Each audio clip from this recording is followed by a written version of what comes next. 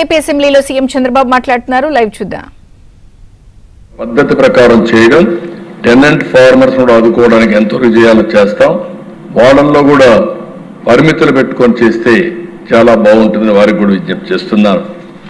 రెండో అతి ముఖ్యమైన ప్రోగ్రాం దిశ ఇండ్లు. మీరు కూడా మీ ఆవేదన చెప్పారు. నేను ఆ విషయాలన్నీ ఇక్కడ మాట్లాడలే కానీ అప్పుడు జరిగినటువంటి అవినీతి, ల్యాండ్ ఎక్విజిషన్లో, అదే మరిగా హౌసింగ్లో చాలా అవినీతి జరిగిందని అనేక ఆరోపణలు ఉన్నాయి.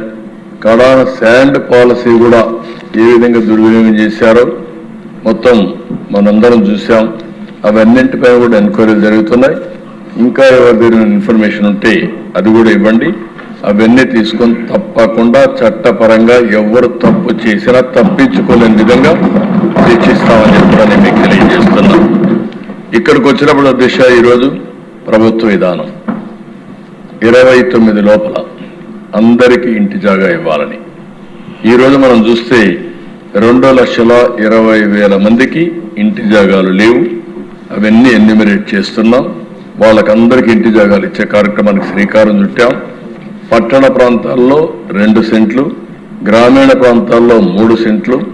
ఎక్కడన్నా కానీ ఇంటి జాగా దొరక్కపోతే అపార్ట్మెంట్స్ కూడా కట్టించి 1+2 గానే మరి కట్టించి అందరికీ ఇల్లు ఇవ్వాలనేది ఈ ప్రభుత్వం యొక్క డెసిషన్ అని చెప్పి కూడా నేను మీకు తెలియజేస్తున్నా. ఈ సంవత్సరం డిసెంబర్ వరకు లాస్ట్ ఇయర్ అయితే మీరు చూశారు. ఇప్పుడే రాయచోట్ల నేనే వెళ్ళి 3 లక్షల ఇండ్లకు ఆ రోజు ప్రారంభం చేశాం.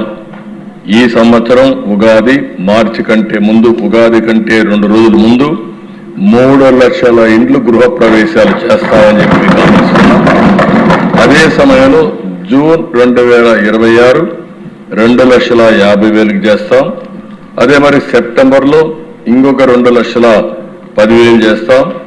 ఈ ఒక్క సంవత్సరంలోనే 26 లోపల 10,60,000 ఇండ్లు పూర్తి చేసి గృహ ప్రవేశాలు చేస్తాం.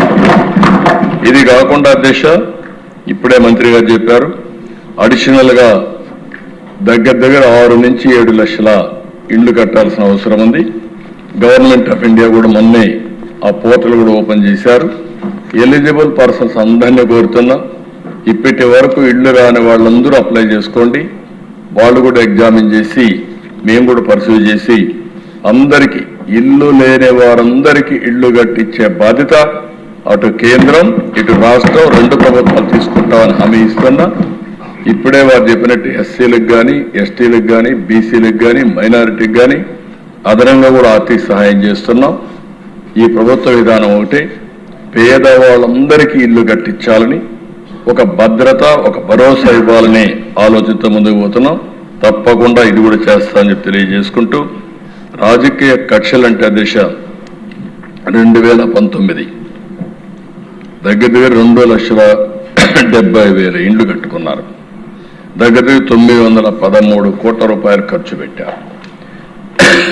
ఆ రోజు తెలుగుదేశం పార్టీ హయాంలో స్టార్ట్ చేశారు కాబట్టి కక్ష కట్టి వాళ్ళకి డబ్బులు ఇవ్వకుండా ఇబ్బంది పెట్టే పరిస్థితి వచ్చారు. కేంద్రంలో కూడా రికార్డ్స్ పోనీయకుండా చేశారు. ఏదేమైనా నేను ఫైనాన్స్ చెప్పాను, మాకు ఒక మోరల్ రెస్పాన్సిబిలిటీ ఉంది. బాధితులను ఆదుకోవాలి. వాళ్ళ తప్పు కాదు, ఆనాటి పాలకుల తప్పు. ఆ తప్పుని మనం ఏదో విధంగా కరెక్ట్ చేయాలని చెప్పి చాలా స్పష్టంగా ఆదేశాలు ఇచ్చా. తొందరలోనే వాళ్ళందరికీ కూడా సహాయం చేయడానికి ముందుకు వస్తామని మరొకసారి ఈరోజు ఈ ప్రభుత్వం ఒక పక్క రైతులను ఆదుకోవడం, ఇంకొక పక్కన పేదవాళ్ళందరికీ 2029 లోపల ఇల్లు కట్టించడమే కాకుండా ఇంటి జాగా లేని వారికి ఇంటి జాగాలు ఇచ్చే బాధ్యత తీసుకుంటామని మరొకసారి విజ్ఞప్తి చేస్తూ సెలవు తీసుకుంటారు.